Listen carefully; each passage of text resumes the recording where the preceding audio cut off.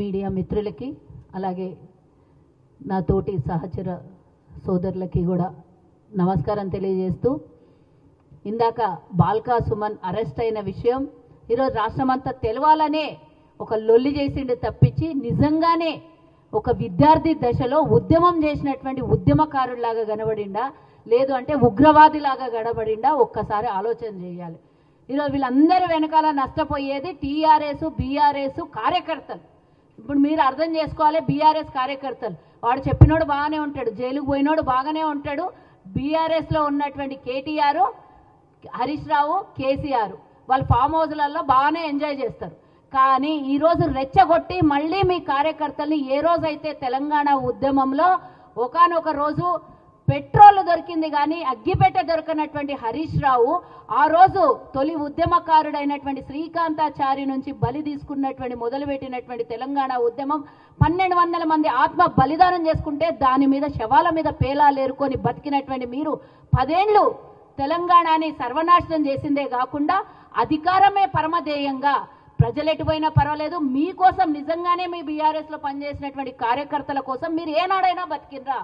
తెలంగాణని దోపిడీ కోసమే ఆ 10 ఏళ్ళు ఉండి అప్పుల పాలు చేసి దోపిడీ చేసిండ్రు. నువ్వు ఏడుంటివో తెలియదా బాల్కా సుమన్? ఒక పూట తింటే రెండవ పూట గతి లేని నువ్వు ఈరోజు 100,000 కోట్ల రూపాయలు ఈరోజు నువ్వు సొంతం చేసుకున్నావంటే తెలంగాణలో ఆత్మ బలిదానం చేసుకున్న ఉద్యమకారులు ఎటుపోయినరో, మీరు ఉద్యమకారుల కుటుంబాలని ఒక్కరోజు పట్టించుకోలేదు.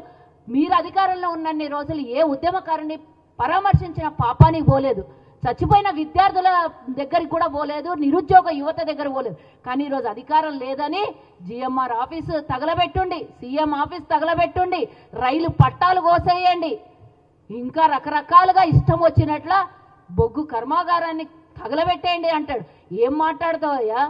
ఇవి ఉన్మాది లక్షణాలు. అధికారం పోయినప్పటి నుంచి ఉన్మాదులు అయిపోయారు. అస్సలు నిజ స్వరూపం బయట ప్రజలకు కనబడుతుంది. ఈరోజు బీఆర్ఎస్ ఆ రోజు పరదచాటుగా చేసినటువంటి విషయం అంతా ఈరోజు బట్టబయలవుతుంది.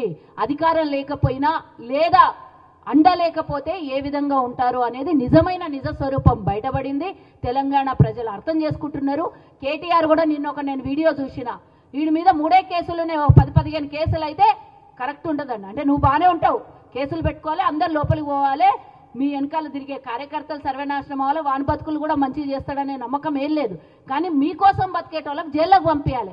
ఒకవేళ రైలు పట్టాలు కోసేస్తే అది ఎంత పెద్ద నేరమో, వాళ్ళు పోతే మళ్ళీ వాళ్ళకి కనీసం బెయిల్ కూడా ఉండదని తెలియదా నీకు?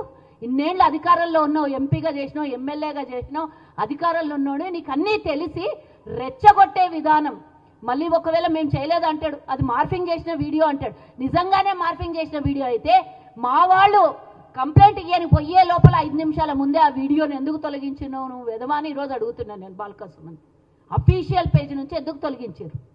అంటే దొంగ పనులు అన్నీ చేసి అరెస్ట్ చేస్తే ఈరోజు తెలంగాణ స్వతంత్రం కోసమో లేకపోతే భారతదేశ స్వతంత్రం కోసం గాంధీ మహాత్ముడిలాగా ఒంటి చేతితోని పోరాటం చేసిన వాళ్ళలాగా పెద్ద బిల్డప్లు ఇచ్చుకుంటా ఇది మీడియా స్టంటు లేకపోతే రేటింగ్ స్టంట్ కోసం చేసింది ఏదైనా ఉందో అంటే ఈరోజు ఉద్యమకారులను లేదా కార్యకర్తలను రెచ్చగొట్టి తెలంగాణ ప్రభుత్వం మీద బురద జల్లి ఈరోజు ఈ వేషాలు వేస్తున్నటువంటి బాల్కా సుమన్కి హెచ్చరిస్తున్నాం. నువ్వే కాదు, మీ బీఆర్ఎస్లో ఉన్నటువంటి వాళ్ళు ఈ రోజు నుంచి ఇలాంటివి ఏవైనా, బీఆర్ఎస్ఏ కాదు, ఇందాక మా శివసేన రెడ్డి గారు చెప్పినట్టు ఎవరు ఏ తప్పుడు పనులు చేసినా కూడా, మొన్న బండి సంజయ్ కొడుకుకైనా సరే, ఈరోజు బాల్కా సుమన్ అయినా సరే, ఇంకొకడు ఎవరు మా పార్టీలో నుంచి అయినా సరే, దగ్గరోళ్ళైనా సరే, చుట్టమైన బంధువు అయినా చట్టం ఎవరికి కూడా చుట్టం కాదు. అందరికీ ఇదే విధంగా శిక్షలు వేస్తుంది. ఈరోజు తెలంగాణని మళ్ళోసారి రెచ్చగొట్టే విధానం ఏదైతే బాల్కా సుమన్ చేసిండో, ఇలాంటివి ఎవరైనా మరోసారి రిపీట్ అయితే కనుక వాళ్ళకి పీడీ యాక్ట్, ఇప్పుడు బాల్కా సుమన్ ఉట్టికి కాదు, అప్పుడెప్పుడో జైలుకు పోయి బయటకు వచ్చిండు బెయిల్ మీద. కానీ ఇలాంటి రెచ్చగొట్టి ఉద్యమం చేద్దామనే రకం ఏదైతే మాట్లాడిండో పీడీ యాక్ట్ పెట్టి సచ్చినా కూడా బయటికి రాకుండా చేయాలి. ఇట్లాంటి దరిద్రులు బయటకు వస్తే మళ్ళీ చుట్టుపక్కల వాతావరణం కూడా పాడైపోతుంది. కాబట్టి ఇలాంటి వాళ్ళు బయటికి రాకుండా, ఇలాంటి వాళ్ళకి ఒక్కొక్కరికి శిక్ష పడితే మళ్ళీ ఒక్కడు నోరు జారాడు. ఈ కేటీఆర్ అట్లాంటోడు నోరు తెరవకుండా ఉండాలి అని అంటే పీడీ యాక్ట్ ఇమీడియట్గా వీళ్ళ మీద ఫైల్ నమోదు కావాలని నేను కోరుకుంటూ